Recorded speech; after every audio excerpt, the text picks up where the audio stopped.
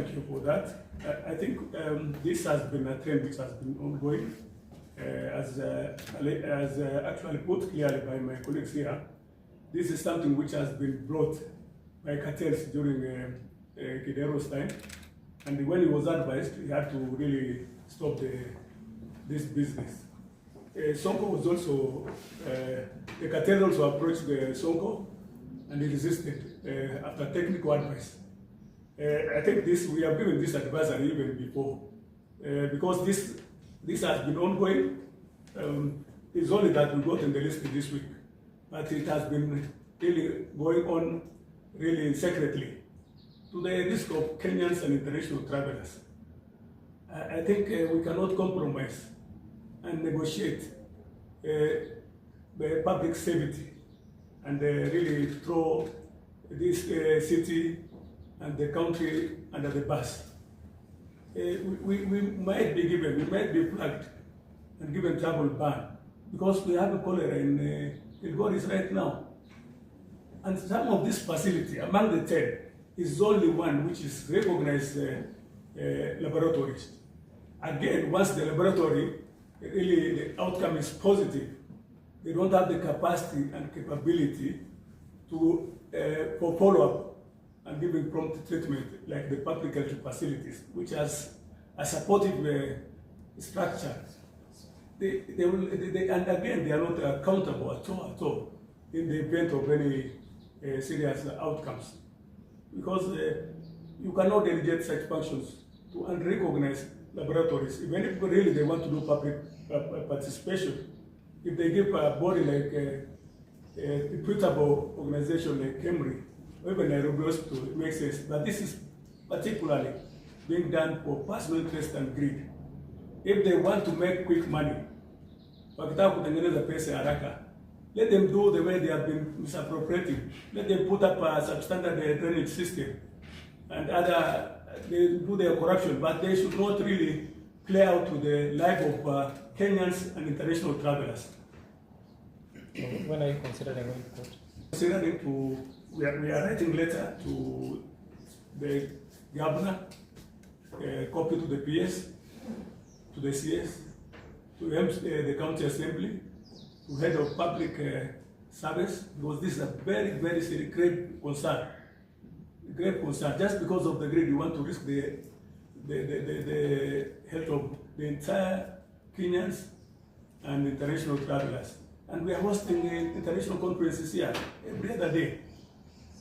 Our standing in international might go down the drain just because of such a reckless action.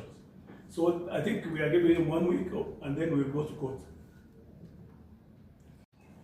Public health union branch. This is an issue which we must say and condemn with the totality it deserves. The reason why we are here is that we believe the governor was misadvised, and we believe that even the economic implication was not actually brought to him in the right way. The reason why we are saying this, even leaving on other factors, the factor that you are giving your services, you are giving it to somebody else to assist you, yet you are capable of doing it. And yet, these services is supposed to also generate funds, to which is a revenue generation to the county. That means somebody wants the money to go somewhere else, and yet the county will be now crying that they don't have the funds. Why? And this money alone, the services can also provide almost 1.4 billion a year. Why do you give such services, yet you have the capability of doing it? So we are against this particular service, this particular move, because PPP is only supposed to be provided when the services is either too expensive or you don't have the capability to do it. But when you have the capability, and as a government, your sole purpose is to protect your people, provide the services, and also do it in the right way. So in that case, we are saying that let the governor know that he was misled. Let the right officers know that we know what they are doing, and we are against it. And we will not just stop there. If it needs that we go ahead and do the legal action, take legal action against these officers, we will. Because our interest is to ensure that the people of Nairobians and even the Nairobians and people, the general public as a whole, are protected, are safe when they are consuming food in Nairobi. Thank you very much. Raphael Muli. I'm the Secretary General of Union of Public Health Officers, Nairobi branch. So I think in a nutshell what you're saying to say, that the issue of privatization of medical certificate for food handlers in Nairobi is an irregularity, it is illegal, and it is ethical. And we should not allow such a sensitive mandate, which should be carried out by the government, to be privatized. We are talking about issues of food safety. And food safety is a key pillar of public health, which is the preventive arm of health. And when we privatize issues to do with medical certificates, then we are abdicating a very key function that should be carried out by the government to the private facilities.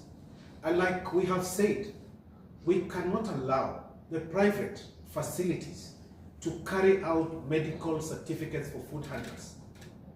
In this Nairobi, we have an approximate of 700,000 food handlers. And if you are to abdicate that responsibility to only 9 laboratories, then what are we saying? Nairobi County has a total of 126 health facilities scattered across all the 17 sub-counties. And we have manpower. For example, that we have 385 laboratory technologists and technicians cut across in these sub-counties, and we have these facilities. The county has equipment to be able to carry out medical examination for food handlers. Why would the county then abdicate this key function to the private in the name of public-private privatization? I think that is unacceptable, and we are saying as a union that this mandate should not go that direction. And we are aware that previously there is a cartel that tried this particular approach during Governor Kidero's tenure. And it is started, and the county assembly actually thwarted and said going forward that there should be no more privatization of medical certificates in Nairobi. They tried it during Governor Sonko's time. And actually, Governor Sonko said categorically he will not allow the privatization of medical certificates in Nairobi. And for sure, that was not done. NMS came and they did it. And I mean, that thing was marred with a lot of irregularities. And I know you, our colleagues from the Fourth Estate, remember, airing that issue of medical certificates in Nairobi.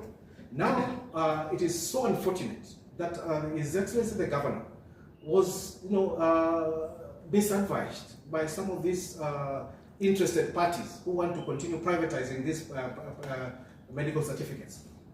And this thing is ongoing, and we are saying this should come to an end, because these private facilities do not have the framework. In the event one person turns positive of a disease like cholera, do they have the capability to follow up and ensure that that person gets treatment and is treated to a point where now he can be brought back to be able to offer services? Like my colleague has said, we host a lot of international organizations here. We have, the high-end food eateries. We have those food establishments that export food out of the country. If you're having people who are not medically examined, then what are we doing as a country? You'll hear food products from Kenya are containing salmonella or are containing bacteria that are foodborne related.